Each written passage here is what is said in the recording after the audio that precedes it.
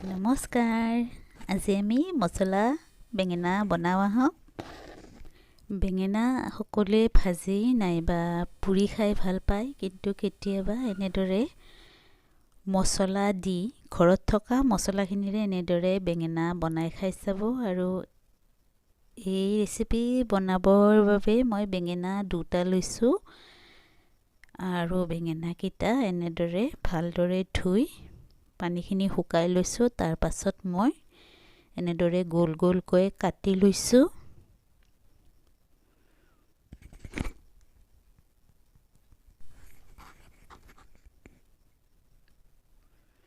বেঙেনাকেইটাৰ মাজত মই এনেদৰে দীঘলীয়াকৈ কাটি লৈছোঁ আপোনালোকে ভালদৰে চাই ল'ব এনেদৰে ফালি লৈছোঁ মই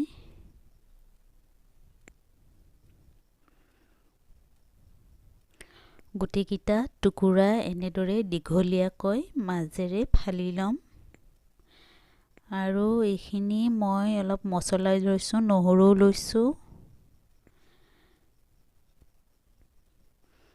আদাৰ টুকুৰা লৈছোঁ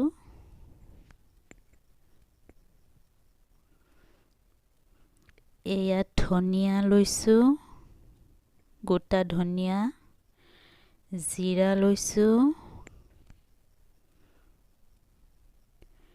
এয়া হালধি গুড়ি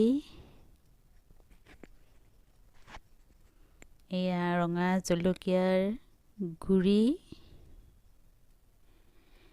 এয়া কেইটামান বাদাম প্ৰায় 2 চামুচমান মই ভাজি লৈ সৰু সৰুকৈ কুটি ইয়াতে দি দিছোঁ কাজু বাদামো দিব পাৰে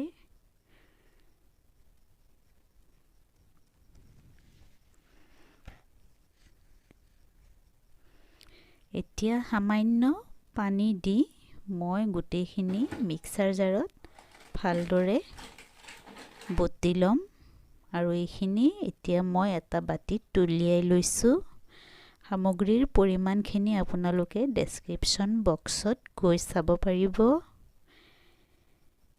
এয়া মোৰ এইখিনি হৈ গ'ল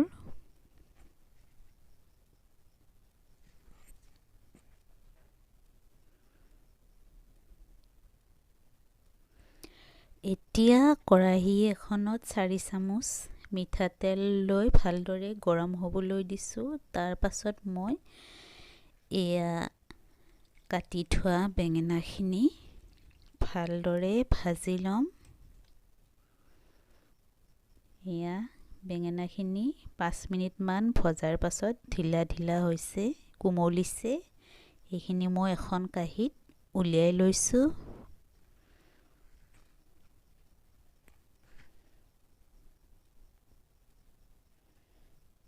একেটা বস্তু আমি বিভিন্ন ধৰণেৰে এনেদৰে বনাই খাব পাৰোঁ ইয়াতে মই জিৰা গুড়ি দি ল'লোঁ আধা চামুচ আৰু এইখিনি ভালদৰে ফুটালৈকে ভাজি লৈছোঁ পিঁয়াজখিনি দি দিলোঁ ইয়াতে কাটি থোৱা পিঁয়াজ আৰু এইখিনি অকণমান ৰংচুৱা হোৱালৈকে মই ভাজি থাকিম মিডিয়াম ফ্লেমত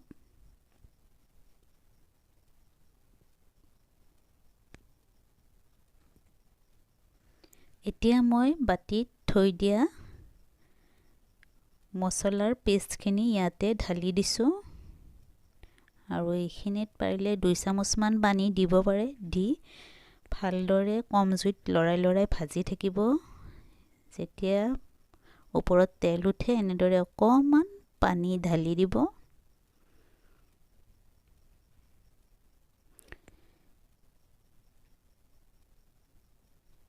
পানী মই প্ৰায় আধা কাপ দিছোঁ আপোনালোকে 1 কাপ দিব পাৰে সোৱাদ অনুযায়ী নিমখ দিব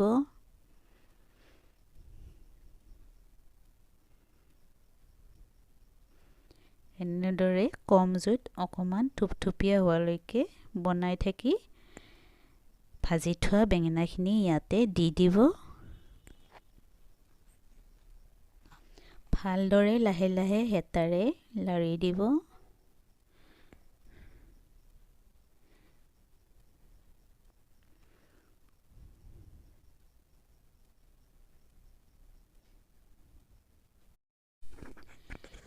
দুই মিনিটমান পাছত আমি এতিয়া গৰম মছলা দিম প্ৰায় আধা চামুচ।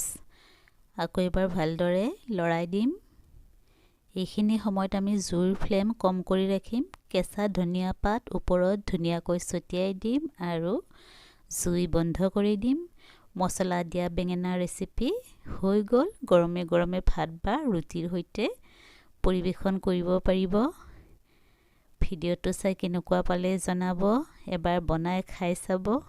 শেষত আমচুৰ পাউডাৰ অকণমান দিবলৈ নাপাহৰিব। খুব সোৱাদযুক্ত হ'ব। এতিয়া আমি এইখিনি ধুনীয়াকৈ এটা বাটিত সজাই ল'ম। গৰমে গৰমে ভাত বা ৰুটিৰ সৈতে পৰিৱেশন কৰিম। ভিডিঅ'টো চাই কেনে পালে জনাব। ধন্যবাদ।